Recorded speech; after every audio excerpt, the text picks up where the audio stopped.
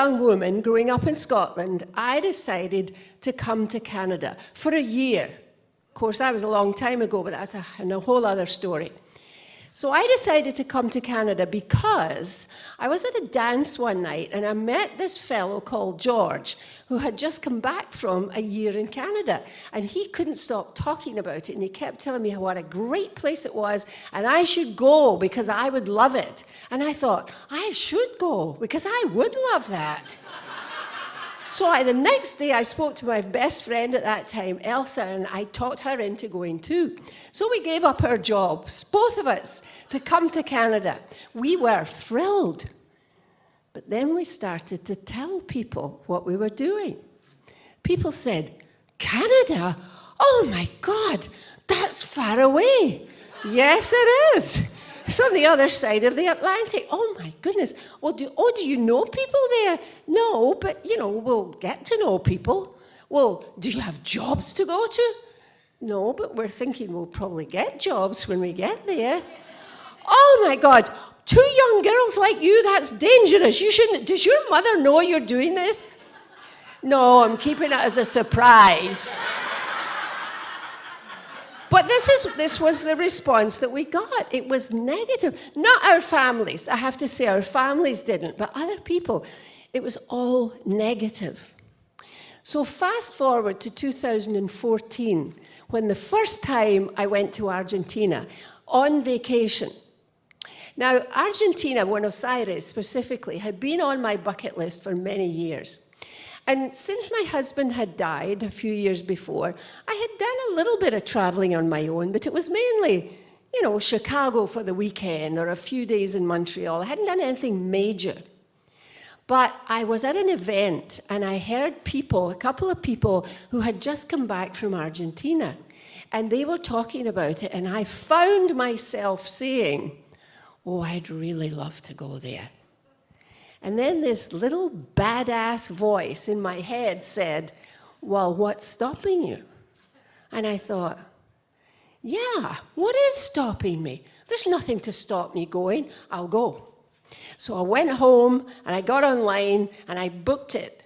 And I said, right, that's it, I'm going. I was more than excited. Then I started to tell people about it. Same thing. People said, Argentina? Why? Well, what can you say to that? Why not? But people said, oh my God, that's in South America. Yes, it is. People have this idea about South America that it's like bandits coming down out of the mountains. There are no mountains around Buenos Aires. There are no bandits in Buenos Aires. But that's the impression that people got. Oh my God, you're going alone? Yes, I'm going alone. Oh, well, I hope you're on a good tour. No, I don't like tours. I like to make my own decisions about where I'm going. Oh my God, you must be crazy. That is very, very dangerous. You should not do this. So I thought, yeah, right, okay, that's not happening. So but the tour thing, it was, I booked a hotel, I booked a flight, I'm going. What else do I need? Well, do you know people there? I said, I'm going on holiday. Why do I need to know people? Seriously. People didn't get it, but this happened a lot. People don't get it because most people don't follow their dreams, because they don't listen to the little badass in their heads. We all have it, We all have a badass inside of us. But many people don't listen. So they don't follow their dreams. Instead, they make excuses, which they think are reasons, but they're excuses. Do you know anybody, maybe it's you, who's stuck in a horrible job that they hate? Do you know somebody like that? I've known many over the years, hate their job, but don't do anything about it. Many years ago, I'll never forget this, I ran into this young woman that I had worked with at one time, and she was giving me the hate the job thing. Hated the company, hated the job, hated her boss. And I said to her, well, why don't you quit and get another job? And she said, my company has a really good pension plan. She was 30. Can you believe that? She had mortgaged 30 years of her future in this horrible job for some pension? Just shoot me now.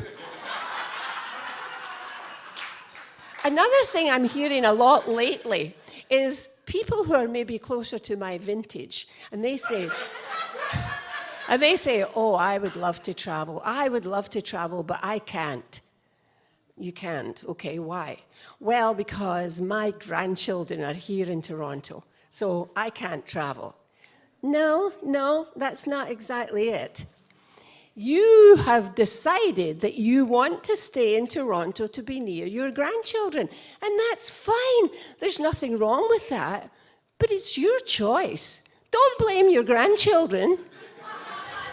They're going to grow up and they're going to travel, and you're going to be left behind saying, what the hell just happened here? That's not badassery.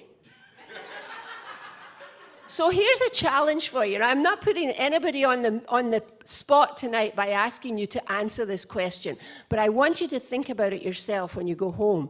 Is there something in your life that you would really love to do? And tonight, when you're at home in bed, think about it and ask yourself, why am I not doing it? What excuses am I putting up to stop me from doing this thing that I say I truly want to do? You might find it enlightening. And please, do not give age as your reason for not doing it, because it's not. That's always an excuse. Colonel Sanders started Kentucky Fried Chicken when he was 65, when he got his first pension check, and he said to himself, well, I guess now I'm old. Well, I'm just not going to sit around and play bowls. And instead, he started a multi-million-dollar corporation. Hazel McCallion ran the city of Mississauga when she was in her 90s. And closer to home, and I don't have permission to give you the age here, but I will tell you that our fearless leader at MoMondays, Michel Neray, recently began a new career when he started a band. His own band and a new career as a vocalist, and he's damn good. Now, some people might say, you know, that's a young person's kind of pursuit. You know, maybe you're too old to do that. Well, maybe, except that he's doing it. Badassery. Yeah.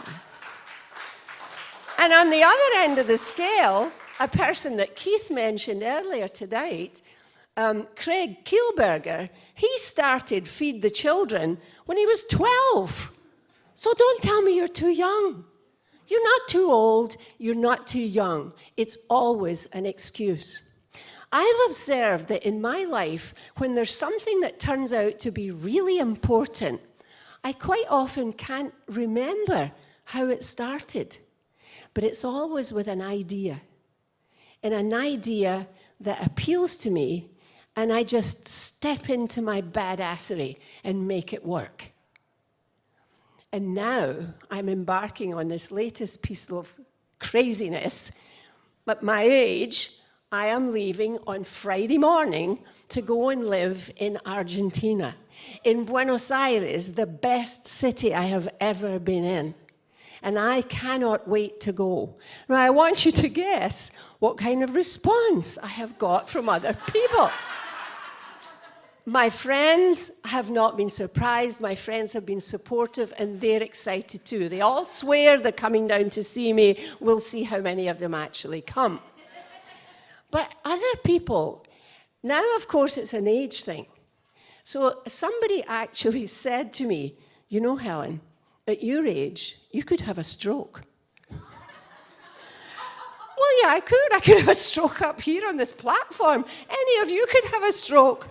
That's going to stop me from going to Argentina and following my dreams? I don't think so. When they're up here worrying about me having a stroke, I'll be in Buenos Aires dancing tango. Badassery. So here's the bottom line for me. I am 75 years old. And I can't do anything about that. I can't change it. That's the number. And if that means I'm an old woman, then so be it. But I am a badass old woman. And nobody is going to stop me. Nobody's going to tell me that I can't do something because they think I'm too old. I'm the one that gets to decide that. And so far, I haven't found anything yet that I am too old for. And I mean to keep going on for as long as I possibly can. And I want you to do the same thing. When you go home tonight and you think about that, you think, is that an excuse? I'm getting rid of that. I'm become a badass as well, and do it. And if your dream involves travel, and if you ever find yourself in beautiful Buenos Aires, please tell me you're coming. I will teach you to tango.